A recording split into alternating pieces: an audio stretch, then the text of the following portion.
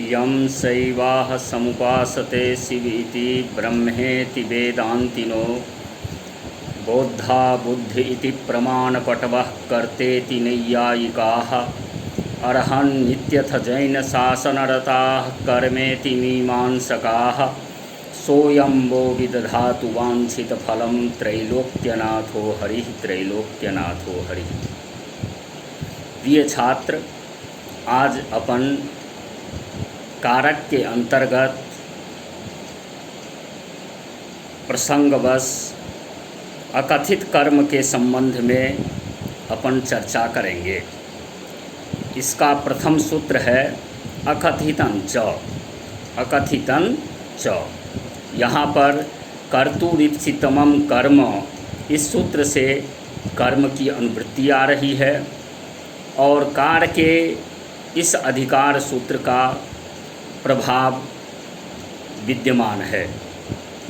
इस प्रकार से इस सूत्र की वृत्ति दी गई है अपादानाधि विशेषैरविवक्षितं कारकं कर्म संयम स्यात्। अपादानादि विशेष संज्ञा न करनी हो तो उसकी भी कर्म संज्ञा ही होती है। तात्पर्य यह है कि जब अपादान आदि कारकों को अपादान आदि के रूप में वक्ता नहीं कहना चाहता हो तो उस कारक की अकथित कारक की कर्म संज्ञा होती है। वक्ता की इच्छा पर निर्भर है कि वो उसको अकथित माने या कथित माने, क्योंकि पूर्व में चर्चा हो चुकी है वक्तुम इच्छा विवक्षा और विवक्षातः कारकाणि भवन्ति। विवक्षा के अधीन ही कारक है।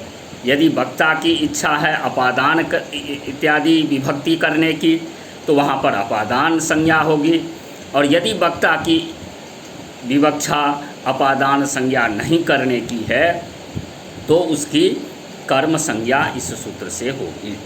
अब प्रश्न उठता है, बच्चे तो सभी जगह अपादानादि की अविवक्षा करके सब जगह कर्म संज्ञा करने लगेंगे तो इस प्रकार से व्यवस्था बिगड़ जाएगी। तो इसके लिए पाणिनि ने प्रकृत सूत्र में एक श्लोक का पाठन किया है, जिस श्लोक में धातु की गणना की गई है। द्विह्याच पच दंड रुधि प्रछि चिब्रू सासु जिमथ मुसाम कर्मयुक्त स्यादकथितम तथा स्यान्निह्री कृस्वहाम। इस प्रकार ये 12 प्रथम लगातार द्विह्याच पच दंड रुधि प्रछि चिब्रू सासु जी मथ मुस ये 12 हैं और निह्री कृस वह ये 4 हैं। तो 16 इस प्रकार से 16 धातु की परिगणना की गई है। तो इन 16 धातुओं में के प्रयोग होने पर, इस 16 धातुओं के प्रयोग करने पर यदि वहाँ पर अपादानादि की अविवक्षा हो जाए तभी वहाँ पर कर्म संज्ञा कर सकते हैं। बच्चों को ये भी संस्कार होना चाहिए कि भाष्यकार ने 8 धातु को ही गिनाया है। द्विह, याच, रुध, प्रच्छ, भिक्ष, चीय और ब्रूय और सास, ये 8 धातु भाष्यकार ने कहे हैं और इस 8 धातु के अंतर्गत ही उनका समावेश दूसरे धातुओं को किया गया है। इसी की वृत्ति लास्ट में लिखते हैं, द्विह्यादीनां द्वादशानां तथा निप्रवृत्तीनां चतुर्णां कर्मणा यद्युज्यते तथैव अकथितं कर्म इति परिगणनं कर्तव्यम। द्विह्यादि जो धातु 12 हैं जो अभी गिनाए गए थे, और निप्रवृत्ति जो 4 धातु हैं, इन धातुओं के कर्म को जब अकथित मान लिया जाएगा, वक्ता को उसमें अपादान करने की इच्छा नहीं होगी, तब उसकी कर्म संज्ञा होगी, नहीं तो वहाँ पर अपादान संज्ञा ही होगी। इसमें प्रथम उदाहरण दिया गाम दोग्धी पयः। गाम दोग्धी पयः, गाय से दूध दुहता है। दोग्धी, दोग्धी यहाँ क्रिया है। तो दोग्धी क्रिया के जो मुख्य कर्म है वो गाम, मुख्य कर्म है पय, गाय से दूध दूहता है। अब यहाँ पर गाय जो है ये अकथित कर्म है। यहाँ पर गाय से दूध अलग हो रहा है तो यहाँ पर अपादान संज्ञा होनी चाहिए थी, क्योंकि अपादाने पंचमी। जहाँ पर पृथक होता है, वृक्षात् पत्राणि पतन्ति, वृक्ष से पत्ते अलग होते हैं तो वहाँ पर पंचमी विभक्ति होती है। तो ऐसे ही गाय से दूध अलग हो रहा है तो इसलिए गाय में पंचमी विभक्ति होनी चाहिए थी, लेकिन अपादान की अविवक्षा हो जाने के कारण यहाँ पर गाय में अकथितंच इस सूत्र से इस गौण कर्म में इसमें पंचमी कर्म संज्ञा, अकथितंच से कर्म संज्ञा होगी और कर्मणि द्वितीया से द्वितीया विभक्ति हो करके गाम दोग्धी पयः ये रूप बनेगा। इसी प्रकार है बलिम याचते वसुधाम। अब याच द्विहि याच दूसरा धातु है, याच धातु का प्रयोग है, तो याचते ये रूप है। तो याचते तो किससे याचना कर रहे हैं? तो बलि से, भगवान विष्णु बलि से वसुधा को मांग रहे हैं। तो यहाँ पर भी अपादान बलि से मांग रहे हैं, बलि से मांग रहे हैं। तो यहाँ पर बलि में बलि की अपादान संज्ञा होनी चाहिए थी, लेकिन अकथितंच इस सूत्र से बलि की यहाँ पर कर्म संज्ञा हो जाएगी। और बलि वसुधाम में जो द्वितीया है वो कर्तुरीप्सितमम कर्म के कारण वहाँ पर कर्तुरीप्सितमम कर्म से कर्म संज्ञा होगी और वहाँ पर भी कर्मणि द्वितीया से द्वितीया विभक्ति होगी। इस प्रकार से अपना रूप बनेगा बलिम याचते वसुधाम। तीसरा उदाहरण है पच धातु का।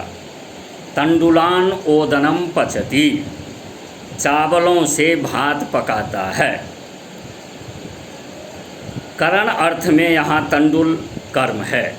यहाँ करण तंडुल में विकृति, प्रकृति में विकृति हो रही है तो यहाँ पर तृतीया विभक्ति होनी चाहिए थी, लेकिन पच धातु का प्रयोग है, ये पचती का प्रयोग है, इसलिए यहाँ पर तंडुल की अकथितंच से और ओदन की कर्तुरीप्सितमम कर्म से कर्म संज्ञा हो करके कर्मणि द्वितीया से द्वितीया विभक्ति होती है। इसके बाद चतुर्थ उदाहरण है दंड धातु का। गर्गान शतम दंडयति, गर्ग वंशियों से 100 रुपये दंड लगाता है। तो इस प्रकार से गर्ग गोत्रीय जो व्यक्ति हैं उन पे 100 रुपया दंड करता है। तो यहाँ पंचमी अपादान होनी चाहिए थी, लेकिन अपादान की अविवक्षा कर देने से गर्ग गोत्र शब्द है, गोत्रवाची बहुवचन में यहाँ प्रयोग किया गया है। तो इसको गर्ग शब्द की अकथितंच से कर्म संज्ञा होगी और कर्मणि द्वितीया से द्वितीया विभक्ति हो करके और शतम में अकथितंच से कर्म संज्ञा और कर्मणि द्वितीया से द्वितीया विभक्ति हुई है। इस प्रकार से रूप अपना बना है गर्गान शतम दंडयति। पांचवा धातु है रुध धातु। रुध धातु रोकने अर्थ में है। ब्रजम अवरुणद्धि गाम, गाय को बाड़े में रोकता है, गाय को बाड़े में रोकता है। तो गाय को रोक रहा है, यहाँ अधिकरण है, यहाँ अधिकरण में सप्तमी विभक्ति होनी चाहिए थी। तो वहाँ ब्रज यहाँ पर जो है वो गौण कर्म है। तो गौण कर्म की अकथितंच से कर्म संज्ञा होगी और कर्मणि द्वितीया से द्वितीया विभक्ति हो करके ब्रजम अवरुणद्धि गाम। छठा है प्रच्छ धातु का पूछना अर्थ होता है, तो मानवकम पंथानम पृच्छति, मानवक से मार्ग पूछता है। यहाँ पर अपादान की विवक्षा है, तो यहाँ पर बालक की मानवक में अपादान होनी चाहिए थी, लेकिन यहाँ पर प्रच्छ धातु का प्रयोग होने के कारण यहाँ पर गौण कर्म जो बालक है उसकी अकथितंच से कर्म संज्ञा हो जाएगी, और पंथानम में अकथितंच से पथिन शब्द में कर्म संज्ञा होगी, और कर्मणि द्वितीया से द्वितीया विभक्ति होकर के रूप बनेगा मानवकम पंथानम पृच्छति। इसके बाद ची धातु है सातवां, तो यहाँ वृक्षम अवचिनोति फलानि, पेड़ से फल चुनता है। अब पेड़ से फल चुनता है तो पेड़ से भी फल अलग हो रहा है, तो यहाँ अपादान संज्ञा होनी चाहिए थी, तो अपादान की अविवक्षा करके वृक्ष में अकथितंच से कर्म संज्ञा हो करके और रूप बनेगा अपना वृक्षम फलम चिनोति, वृक्षम चिनोति फलानि। आठवां धातु है ब्रू धातु, ब्रूय व्यक्तायाम वाची, तो मानवकम बालक से धर्म को कहलवाता है, तो मानवकम धर्मम ब्रूते शास्ति वा, बालक से धर्म कहलाता है। यहाँ पर संप्रदान होनी चाहिए थी, संप्रदान की अविवक्षा करके यहाँ पर मानवक के यहाँ पर अकथितंच से कर्म संज्ञा होगी, और धर्मम की कर्तुरिप्सितमम कर्म से कर्म संज्ञा हो करके अपना रूप बनेगा मानवकम धर्मम ब्रूते। नौवां है सास धातु का प्रयोग। सास धातु जो है अनुशिष्टो आया है, सास का अर्थ होता है उपदेश देना, शास्ति शासन करना, तो मानवकम धर्मम शास्ति, बालक को धर्म का उपदेश देता है। यहाँ पर संप्रदान की अविवक्षा करके मानवक गौण मानवक में अकथितंच से कर्म संज्ञा होगी, और कर्मणि द्वितीया से द्वितीया विभक्ति हो करके अपना रूप बनेगा मानवकम धर्मम शास्ति। इसके बाद 10वां धातु है जी। जी का अर्थ है जीतना, तो शतम जयति देवदत्तम, देवदत्त से 100 रुपये जीतता है। तो यहाँ पर देवदत्त से 100 रुपये जीतता है, तो देवदत्त से 100 रुपया अलग हो रहा है, तो इसलिए अपादान संज्ञा होनी चाहिए थी देवदत्त की, लेकिन अविवक्षा हो जाने के कारण यहाँ देवदत्त की अकथितंच से कर्म संज्ञा होगी, और शतम की कर्तुरिप्सितमम कर्म से कर्म संज्ञा होगी, और कर्मणि द्वितीया से द्वितीया विभक्ति हो करके रूप बनेगा अपना शतम जयति देवदत्तम। उसके बाद है मथ धातु। मथ का अर्थ होता है मथना, मथनाति का सुधाम क्षीर निधि मथनाति, समुद्र से अमृत मथता है, तो समुद्र से अमृत अलग हो रहा है, तो इसलिए अपादान की यहाँ पर अविवक्षा करके और समुद्र में यहाँ क्षीर निधि में सुधाम क्षीर सुधा में जो है अकथितंच से कर्म संज्ञा करेंगे। क्षीर निधि शब्द जो है गौण है, तो क्षीर निधि का यहाँ पर अकथितंच से कर्म संज्ञा करेंगे, और सुधा में कर्तुरिप्सितमम कर्म से कर्म संज्ञा करके अपना रूप बनेगा सुधाम क्षीरनिधि मथनाति। इसके बाद है मुस धातु। मुस धातु का अर्थ होता है चुराना, तो देवदत्तम शतम मुसनाति, देवदत्त के 100 रुपये चुराता है। यहाँ पर भी अपादान की अविवक्षा करेंगे, तो देवदत्त यहाँ गौण कर्म है, तो देवदत्त में यहाँ पर अकथितंच से कर्म संज्ञा होगी, और शतम में कर्तुरिप्सितमम कर्म से कर्म संज्ञा हो करके अम आदि विभक्ति आकर के देवदत्तम शतम मुसनाति ये रूप बनेगा।